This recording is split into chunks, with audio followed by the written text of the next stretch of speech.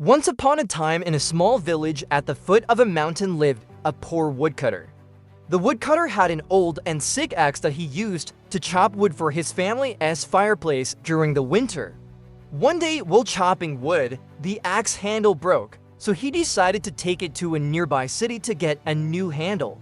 But when he got there, he realized he didn't have enough money for a new one. So he sat down beside the river that ran through the city and started sharpening the old axe head to make it look shiny and new. A businessman who was passing by saw him and asked what he was doing.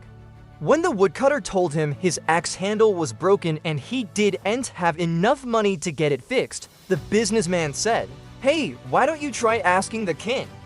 He's a good man and might just help you out." The woodcutter thanked the businessman for his advice and went to see the king.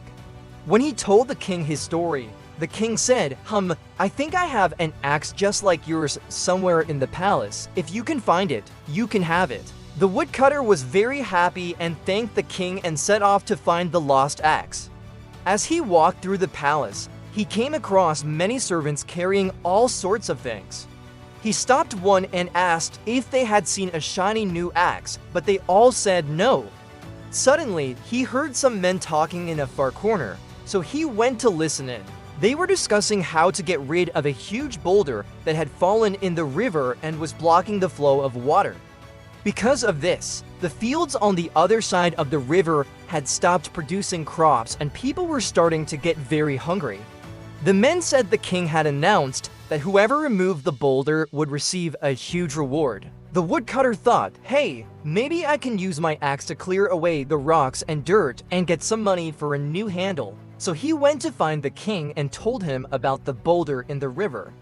The king was very happy to hear this and said, "You have my permission to remove the boulder. And if you do, I will not only give you the axe, but also give you half of everything I own." The woodcutter was very excited and immediately went to work. He used his axe to chip away at the rock until his arm got tired. He tried to roll it away, but it wouldn't budge. Then he started digging a trench around it to try and pry it out.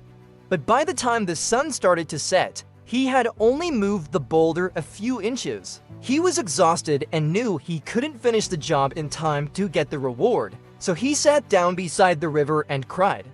Just then, a little fish jumped out of the river and said, "Hey, why are you crying?" The woodcutter told the fish his story and said, "I'm never going to finish removing this boulder and get my reward." The fish said, "Don't worry, I'll help you." With that, the fish dove back into the river and disappeared.